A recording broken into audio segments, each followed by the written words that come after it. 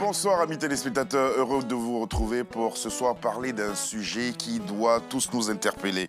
Il s'agit de discrimination, il s'agit d'esclavage. Et pour aborder ce sujet, un chanteur, Yibi Nkouba, bonsoir. Bonsoir. Bonsoir à Gaï Traoré, qui est le président justement d'une association qui lutte contre cela. C'est l'association des ressortissants mauritaniens pour l'éradication de la pratique de l'esclavage. Et c'est cette association, elle est connue en Mauritanie? Là, cette association, hélas, elle n'est pas assez connue en Mauritanie. Elle est née ici en France? Elle est née en France en 2010. Présentez-nous l'association. Alors, l'association est, pour faire un petit cours de genèse de l'association... Assez court d'ailleurs. Voilà, assez court, hélas. Donc, c'est que l'association a été créée à la suite d'un constat. C'est que c'était un guide religieux, voilà, qui n'est pas mauritanien, mais de la communauté soninké, qui était basé à la Mecque.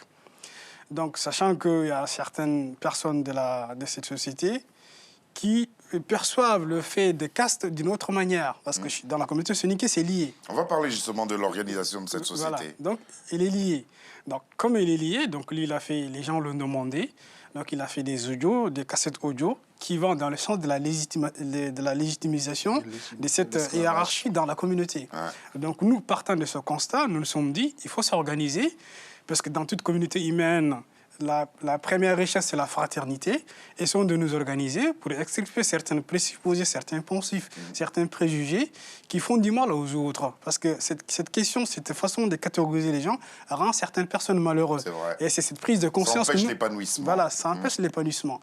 Et nous, c'est cette prise de conscience qu'on veut inoculer, qu'on veut véhiculer. Donc nous sommes dans la catégorie de sensibilisation. Donc à RMP, c'est dans le volet sensibilisation. Voilà. Qui sont les soninké? On en parle beaucoup. Qui sont les soninké? Les soninké, il y a une mythologie qui disent ils sont descendants. Certains disent qu'ils sont descendants des pharaons, d'autres disent qu'ils sont descendants de Noé. Donc l'origine, certains disent qu'ils viennent de l'Égypte. Donc ils sont éparpillés en fonction par exemple, des régions géographiques. Donc, ils ont, par exemple, quand on dit Sarakolé, les Sarakolé, c'est les soninké. Ouais. Donc, ça, c'est un terme qu'a donné le français. Parce qu'à l'époque coloniale, quand les soninké voyaient une personne de peau claire, ils disaient Sarakolé. C'est-à-dire personne de couleur blanche. Qui veut dire blanc, voilà. Donc, et par exemple, au Sénégal aussi, ce terme, les Wolof l'utilisent pour nous désigner. Ouais. Bon, dans d'autres communautés, par exemple, chez les Touaregs... En fait, Sarakolé, c'est le colon. Voilà, Sarakolé, c'est le colon. C'est la personne, l'homme blanc, c'est ça. L'homme blanc. Comment organiser la société soninké? Comment est-elle organisée? Donc, schématiquement, c'est un noble entre un noble, c'est-à-dire les gens esclaves. Par exemple, au noble, c'est quoi? Des gens qui devaient diriger et d'autres qui devaient servir. C'est juste la communauté sonique, c'est ça. Après, il va y avoir plusieurs détails. C'est un rapport avec la couleur de peau? Non, pas avec la couleur de peau, mais c'est avec l'héritage. L'héritage, la naissance, l'origine. L'origine, par exemple, à l'époque lointaine, ceux qui étaient esclaves, ils resteront toujours esclaves. Ceux qui étaient griots resteront toujours griots, les forgerons resteront forgerons. Et ceux qui dirigeaient, qu'on dit entre guillemets nobles, ils resteront toujours nobles et ils se mélangeront jamais. Mais ce ne sont pas des esclaves qui travaillent du matin au soir sans se reposer. Non, ça évolue en fait. Donc c'est là où c'est délicat. Parce que quand on parle de l'esclavage, on veut tout voir, c'est l'image qui nous saute à l'œil, c'est quoi? Tout à fait. C'est le travail physique, c'est la privation. C'est le sans-repos, c'est le travail sans salaire. Ouais. Donc, dans la communauté soninké, elle est plus subtile et plus délicate encore. D'abord, c'est sous forme d'assignation. Tu es un Traoré, tu resteras Traoré. Et là, c'est dans la communauté soninké, dans la communauté soninké, tous les patronymes à consonance bambara, ou à consonance sonoufo, ou à consonance rasonké, sont considérés comme esclaves. Il y a des exceptions. Alors, il y a Yimbi qui, hier, nous a fait parvenir un post, on va le voir ensemble. Moi, je parlerai plutôt de discrimination, pas d'esclavage. Parce que c'est un terme que vous employez et ça interpelle. Oui. Ça interpelle, c'est vrai. Mais pourquoi on ne parlerait plutôt pas de discrimination? Non, discrimination. Pourquoi on ne parle pas de discrimination? Parce que quand on parle de discrimination, ça minore un peu, ça ne met pas trop la loupe. Oui. Nous préférons parler d'esclavage. Parce qu'à l'époque, aujourd'hui, ces gens qui subissent aujourd'hui, moi qui subis cette discrimination, ou quelqu'un d'autre comme moi qui subit cette discrimination, c'est que ça a évolué. Alors, dans le temps, son grand-père était fouilletté parce qu'il ne voulait pas bosser. Dans le temps, on a vendu son grand-père comme le temps de la traite négrière. Il y avait des parcs humains où on vendait des personnes comme du bétail. Donc, c'est cette évolution qui continue aujourd'hui. Connaissons-nous notre histoire, connaissons-nous ce que la communauté a traversé. Donc, c'est pourquoi nous nous lèvons pour dire pratique de l'esclavage. Quand on appartient à une famille d'esclaves, on meurt esclave. Voilà, c'est ce que j'appelais assignation. D'accord. C'est une forme d'assignation. Vous avez beau être préfet, vous avez beau être ministre, vous avez beau être qui vous voulez. C'est l'histoire de cette jeune fille qui a 24 ans, d'origine mauritanienne, divorcée, avec un enfant. L'enfant a bientôt 3 ans. Elle dit je cherche à me remarier. Un homme entre 30 et 35 ans, caste noble, pour éviter tout conflit avec la famille, peu importe son origine. Je suis Peul. Bonne soirée et merci. Ouais, moi, je vais revenir un peu en arrière. L'esclavage... Non, pour parler de ce qu'on vient de lire, là. Parler pour ce qu'on vient de lire. En fait, c'est ça, moi, ma frustration, un peu envers les gens qui sont nés ici en France. Parce qu'ils sont nés ici en France, ils ont pris l'esclavage. C'est que l'esclavage a fait dans la communauté noire, en Occident et tout. Mais avec tout ça, cet esclavage, leurs parents les ont influencer ça. Et eux, ils ont fait comme c'est des intellectuels, ils ont fait l'école, mais ils ont quand même... Il y a une chose qu'ils n'ont pas pu combattre, c'est leurs parents. Parce que ces parents, ils sont venus de l'Afrique, c'était des parents qui n'ont pas fait l'école, qui avaient ces mauvaises pratiques au pays, qui les ont amenés ici, mais qui ont eu la chance d'influencer ces enfants qui sont nés ici. Donc, par exemple, l'enfant, aujourd'hui, quand il refuse, il cherche un autre homme qui est esclave ou griot, alors que lui, il est noble, il a toute la pression familiale, même si ce n'est pas le père et la mère qui va dire oui, vas-y, mais il y a la famille de l'Afrique même qui va mettre cette pression. Donc, ces filles, ils ont un chantage, c'est quoi? C'est que si je me marie avec un autre homme qui n'est pas noble, j'ai tout ce monde qui se rend compte de moi. À la fin, je me sens très seul. D'ailleurs, j'ai des amis ici en France, des filles qui sont des nobles, qui ont refusé le mariage. Aujourd'hui, ils sont en France, isolés, coupés de leur famille, parce qu'ils n'auront plus une place dans cette famille-là. Mais dans beaucoup de sociétés africaines, ça se constate. Moi, je sais par exemple qu'il y a des peuples, à l'époque, le mariage n'était pas permis entre certaines ethnies, certains peuples. Les choses ont évolué. C'est cette évolution-là que vous recherchez? Nous cherchons cette évolution qui soit intracommunautaire. Oui. Nous cherchons cette évolution qui soit transcommunautaire. Oui. Mais pour revenir tout à l'heure, vous avez parlé pourquoi on devait juste parler de discrimination. Je vais vous dire que moi, par exemple, le sobriquet qui m'est collé, c'est esclave. On ne me dit pas... Parce que vous vous appelez Traoré. Parce que je suis appelé Traoré. Un Traoré? Un Traoré, dans la communauté soninké, il y a des exceptions, bien entendu. Il y a des Traorés du côté malien qui sont ici des lignées qui règnent. En clair, moi, je m'appelle Fato. Si mes parents, mes arrière-grands-parents étaient esclaves, je serais aujourd'hui considéré comme un esclave. Voilà, c'est inscrit dans vos gènes. Voilà, c'est un esclave. Juste, je vais regarder comment c'est venu. On peut dire comment c'est venu, par exemple, les Traoré et les Mali et les Koulibaly et plein d'autres familles, sauf les exceptions, ils venaient par exemple du Mali, de la Côte d'Ivoire. Et lorsqu'ils sont venus en Mauritanie, ils ont trouvé d'autres noms de famille qui se disent que nous, ici, on est les nobles. Donc, par exemple, un Koulibaly qui venait de Mali à l'époque, il est noble. Oui. Mais peut-être qu'avec la pauvreté, il y a eu, c'est l'époque de, c'est pas, il y a un résistant qui s'appelait Samori Touré et surtout El Hadj Omar Tall, qui ont fait la guerre et qui ont détruit cette partie du Mali. Et donc, ces hommes guerriers, ils ont fui quand même, parce qu'il y avait la famine et tout, donc ils sont tombés vers la... C'est des nobles. Mais quand tu arrives dans peut-être un village soninké, soit à Mali ou je ne sais pas autre chose, ils te disent que maintenant tu étais noble au Mali, mais là, ici tu es venu, moi je ne vais pas te donner ma fille, tu vas rester là. Donc qu'est-ce que tu vas faire? Tu es un homme. Mais vous, on dirait qu'on vous a beaucoup refusé les filles en mariage. On s'est permis de poursuivre la discussion. On a même passé le cap du temps qui nous était parti, parce que le sujet est important, nous en parlerons. On va retrouver Yimbi Koumba dans ses œuvres, car dans votre combat, vous vous servez aussi de musique. C'est la raison pour laquelle il est aussi notre invité. Zidé, ça s'appelle. Yimbi Koumba Fai Soninka Lomuna Fonike Khaterinka Ya Khidem Viking Kerni. Yo, yeah. Yo, Moumou de Khabate. Madim Faba, Khidem Viking Kerni.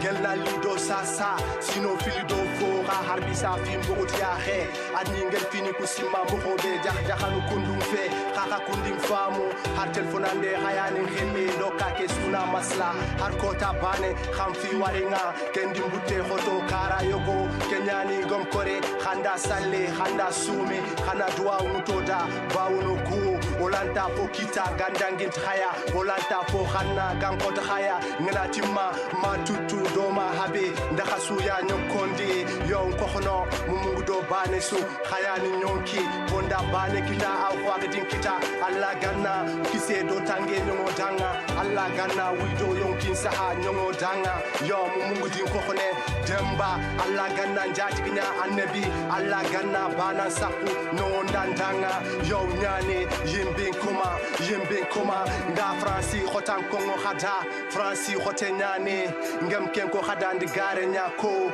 yeah, il faut qu'on a Kentu in the Haya, Gia, Hakidem Viking Kerni, Nanta Hunokusu, Vike Simen de Habate, Hakidem Viking Kerni,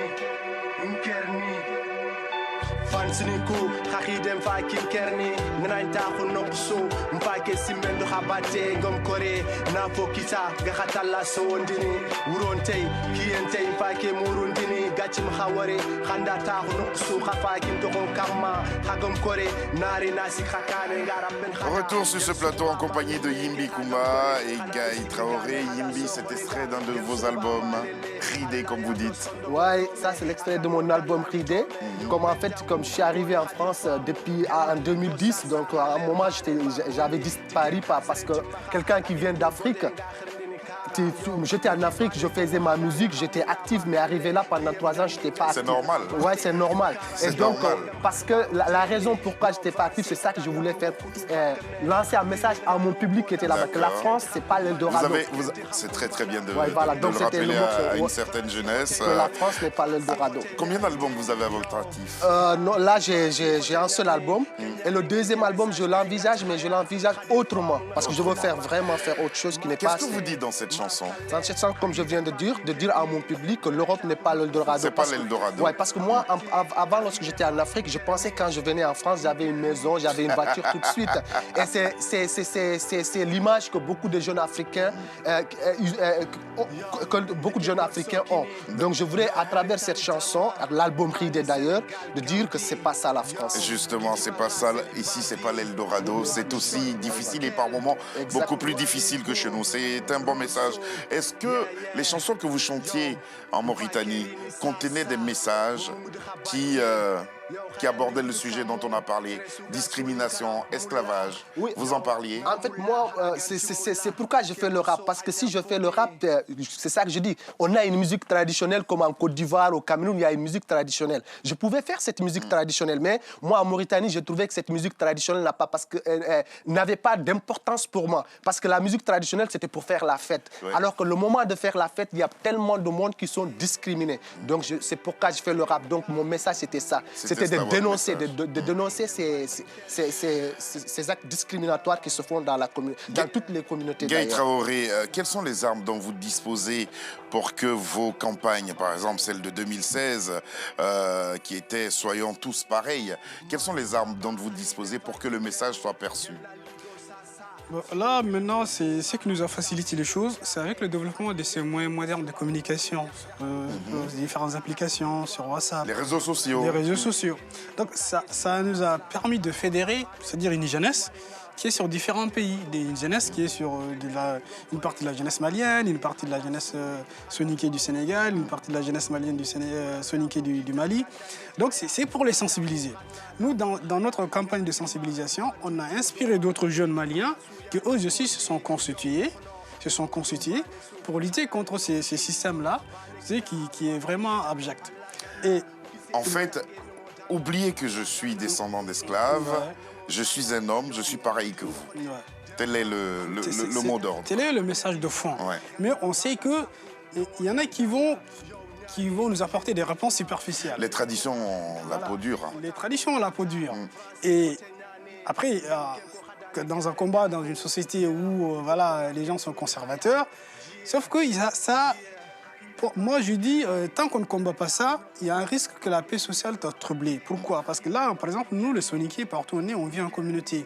Il y a des caisses villageoises. Il n'y a pas un village mauritanien ici qui n'a pas sa caisse. On a vu du jour au lendemain des jeunes dire non. Du moment que je n'ai pas un mot à dire. Est-ce que cette discrimination et cet esclavage dont nous sommes en train de parler est beaucoup plus accentué en Mauritanie qu'ailleurs? Non. Partout, c'est pareil. Dans la communauté soniquée, c'est partout pareil. C'est partout pareil. J'aimerais qu'on fasse cette précision. Disons, l'association compte combien de membres aujourd'hui? Là, c'est le dernier recensement que je fais, c'était 350. Mais là, comme avec la campagne qu'on a lancée, Gambanaru, c'est-à-dire on est tous pareils, il y a eu beaucoup d'adhésions et on attend vraiment beaucoup d'adhésions. Oui. Donc d'ici janvier, peut-être qu'on dépassera le cap des 1000 adhérents. Ça, on va tout à l'heure rappeler comment adhérer à votre association. Pour l'instant, on va retrouver encore Yimbi Kumba et qui cette fois-ci nous chante Corruption. C'est un autre fléau.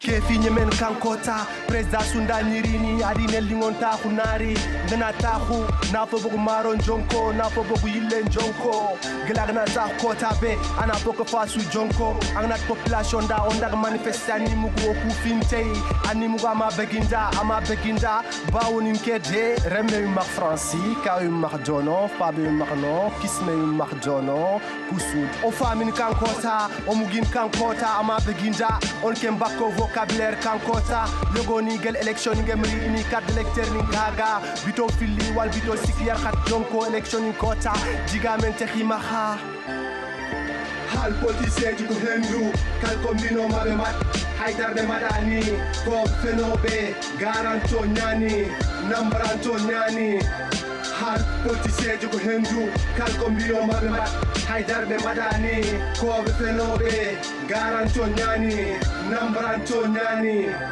kobe fenobe politicien di kunti men tardini men selection aj batima benate galleji men hepun rewbe nayebe penale mo gasta bandra pinen pa men hal politicien ko hendu kal élection présidentielle maire wal député comme même premier soudi comme même halulaji te haydar min jiani ma chogumbur uste ma chogundiam uste ma chog électricité baissé haydar min jiani ko baissé ina rodo kani batte igo gotno igo nenene iga halsin koynoya élection ngana dangi on tehi walla adni do jikelo kupeni nyongo dawudu Yimbi Kumba, comment vit la jeunesse mauritanienne? La jeunesse mauritanienne souffre. C'est une jeunesse qui est discriminée. Chanter comme ça, c'est permis en Mauritanie? Oui, c'est permis, mais avec beaucoup de difficultés. Parce qu'aujourd'hui, par exemple, si vous êtes une griotte mauritanienne de couleur blanche, oui, vous avez plus la facilité d'avoir les salles gratuitement et facilement. Mais quand il y a un rappeur aujourd'hui qui n'a pas de travail, qui n'a rien parce que tu galères dans les banlieues et qu'on vous dit de louer une salle à 300, 400 euros, c'est qu'on ne veut pas que vous avancez. Donc c'est ça que aujourd'hui les artistes mauritaniens, ils vivent ça. Ben, on pratique le reggae, on pratique le rap, il y a tout ça là-bas. Plus que du rap que du reggae. Le reggae, non, même s'il y en a, moi je ne connais pas trop, il y en a 2 ou 3. Mais le rap, oui, on peut compter aujourd'hui plus de 4 à 500 groupes de rap. Vous serez prêt à retourner là-bas en Mauritanie, prester, chanter vos chansons, véhiculer les messages? Mais oui, je suis venu de la Mauritanie un an, je fais une tournée en 2015. D'ailleurs, cette tournée qui m'a coûté plein de choses parce que j'avais chanté une chanson, peut-être que j'espère que vous allez le mettre d'ici la fin de l'émission, la féodalité. Donc j'ai eu des problèmes avec des autorités qui ont annulé plein de mes concerts parce que j'ai dit des choses qui touchent tout le monde. Voilà, donc voilà. La communauté mauritanienne, elle est importante en France? On n'est pas si important que la communauté sonique et malienne. Mais voilà, comme vous avez dit, on est discret et on nous confond aussi avec c'est vrai, il y a un brassage, c'est le même peuple. On nous confond, pour être pareil, il faut déjà constituer le même peuple, n'est-ce pas? Voilà, des fois, c'est les mêmes familles de l'autre côté de la rive du fleuve, de l'autre côté de la frontière, c'est les mêmes familles. Comment cette association est-elle gérée? Les adhésions, cotisations et tout ça? Voilà, mais si c'est, il y a les dons des particuliers, mais si c'est pas le don d'un parti politique, voilà, ou si c'est pas le don venant d'un homme politique, voilà, dans ces cas, les textes prévoient clairement que c'est interdit. Est-elle représentée en Afrique? En Afrique, nous travaillons avec des organisations sœurs qui sont reconnues par l'État mauritanien pour éviter tout conflit juridique. Donc c'est avec eux qu'on travaille, parce qu'à peu près on a les mêmes principes. Ça sert à rien de sortir un récépissé là-bas pour sortir un récépissé. Autant mutualiser les forces, c'est ce qui a plus d'efficacité qu'au lieu que chaque association exacerbe son identité. Donc, il y a des associations sœurs sur place qui font... Tous les deux, est-ce qu'il y a des faits, il y a des moments où vous dites on a raison de mener ce combat? Il y a des perspectives heureuses? Oui, parce que la perspective heureuse, elle est quoi? C'est qu'à un certain moment, le sujet, il était tabou. Oui. Et je vais vous raconter une anecdote. Vraiment tabou. C'était tabou. Et je peux dire, quand on retombe 10 ans en arrière, c'est des discours que je tiens ici, je ne le tenais pas parce que je disais que c'est un fait superficiel qui va disparaître avec le temps. C'était ma conception. Je me suis rendu compte que j'étais naïf. Nourri d'espoir. Voilà, nourri d'espoir, avec le temps, ça va gommer. Parce que la forme sévère, la forme aveugle du traitement humain dans la communauté soninké a dégagé. J'ai exprès le mot dégagé. Et quand c'est dégagé comme ça, le colon y est pour quelque chose. Parce qu'avant, qu'est-ce qui s'est passé dans cette communauté hiérarchisée? Quand la femme esclave décède, c'est le maître qui vient, quand l'esclave décède, c'est le maître qui vient, il arrache tout. Et cette pratique existe encore dans la communauté berbère mauritanienne. Voilà, donc s'il y a une privation, on vient, on prend tout, parce que l'esclave, c'était un lieu meuble, comme dans le Code noir, c'est pas aussi différent. Et comme la société mauritanienne est une communauté islamique, musulman, on se réfère à un code d'animal qu'on appelle le code malikite. Et ce code malikite, quand on l'examine de près, il n'est pas très loin du code noir. Je sais que c'est vexant, peut-être que certains vont avoir les oreilles qui vont siffler. En m'entendant dire ça, mais c'est que je n'invente rien. Il peut aller chercher les ouvrages, voilà, c'est un fait, ça existe. Maintenant, ça a évolué. Maintenant, du fait que ça a évolué, et le fait le plus révoltant, c'est quoi? Nous, on a eu 2 ministres qui sont issus, c'est-à-dire de la caste servile, des descendants d'esclaves, si vous voulez. Et ces ministres n'ont pas fait long feu.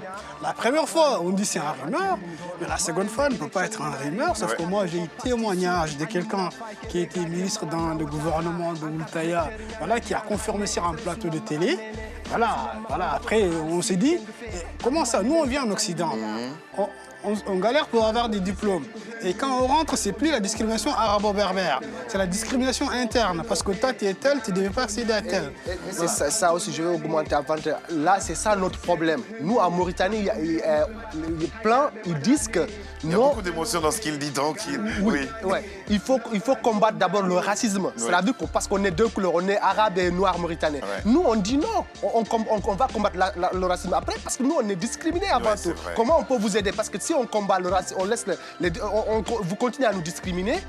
Si on gagne le racisme, nous, on va périr après. Et c'est un terme que vous avez su aborder à travers une de vos chansons, qui est la dernière de vos chansons, très très belle chanson. Vous avez tout à l'heure rappelé que cette chanson vous a posé quelques difficultés lors de votre dernière tournée en 2015. C'est Féodalité.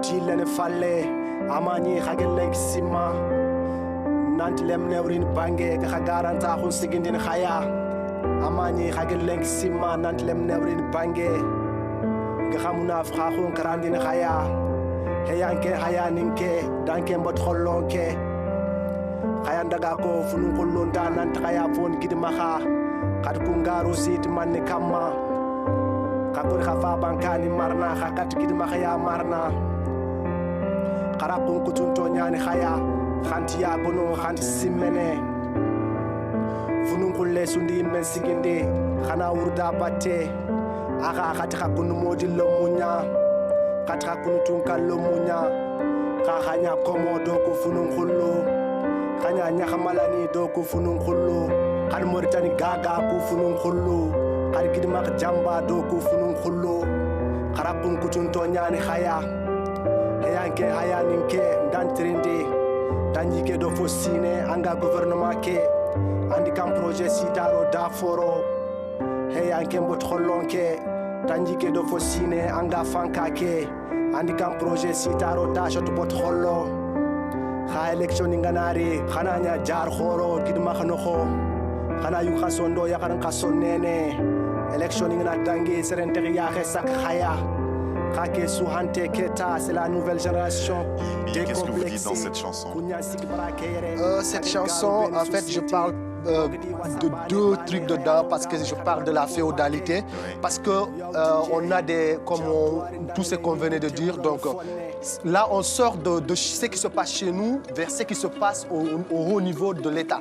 Donc on a des gens qui sortent de nous, qui se disent qu'ils sont nobles, ils partent voir l'État soi-disant que nous, on les appartient, on n'a pas de parole, c'est eux qui disent tout ce qu'ils disent, c'est ça qui marche. Et après, à la fin, je dis aussi comment on peut, je parle un peu de l'esclavage et tout, comment on peut dire qu'on s'unit, qu'on soit un, alors qu'il y a d'autres personnes qui sont discriminées. Qui sont à ce jour considérées comme esclaves. Donc c'est ça aussi, je vais revenir un peu en arrière. Moi, je prie, on peut dire ce que je prie, c'est pas n'importe quel artiste qui le prend, je peux vous dire cherche. Parce que vous savez que chaque artiste, on a envie d'avoir beaucoup de personnes derrière toi, tu as envie d'avoir du succès. Moi, c'est au prix, c'est au prix, c'est la dire que je pris un risque, c'est pas un risque. Je me suis dit que je préfère dénoncer. C'est un engagement que vous avez. Un engagement que j'ai pris. Oui. Aujourd'hui, par exemple, mon public s'est divisé en 3 ou en 4 parce que tout ce que je dis aujourd'hui, il y a un public beaucoup qui m'aimait, aujourd'hui qui ne m'aime plus parce que les discours je chaîne. Mais moi, je dis, je préfère dire les choses au clair pour que ces gens qui sont discriminés... Ce qui est important, c'est ce qu'on dit et ce qu'on laisse. Comment adhère-t-on à Armes PS? Il n'y a pas une condition de nationalité. Il soit un homme épris de paix, de fraternité et de justice. L'adhésion, c'est 10 € et 20 € par an. Voilà, on peut vous retrouver sur Facebook, sur Internet. On va revoir le logo grâce à Antoine Renoir. Merci à tous les deux d'être venus nous éclairer un tant soit peu sur ce qui se passe dans la communauté soniquée. Ils sont donc tant au Mali, en Mauritanie, en Gambie, au Sénégal. Ils sont un peu partout. Parce que franchement, pour nous, les soniqués, c'était plutôt les Maliens. Je ne savais pas qu'il y en avait en Mauritanie. Merci. Il y a plus de soniqués au monde en Gambie qu'au Mali. Merci beaucoup. Et puis, on espère que cette société va aussi s'adapter à ce monde moderne dans lequel on vit. Yimbi, merci beaucoup Yimbi Kumba, visage et nom à retenir dans le milieu du rap, chanson très engagée. Et puis le président Gaye Traoré, merci à tous les deux d'être venus. On va citer vos amis qui vous accompagnent, je suis certain qu'ils font partie. Le journaliste Abdelaziz Guissé, un oncle à moi, Djetou Koulibaly. Voilà, merci beaucoup à tous les deux d'être venus. Cette émission a été réalisée par Antoine Renoir. À ses côtés, il avait Carole Martinazoli.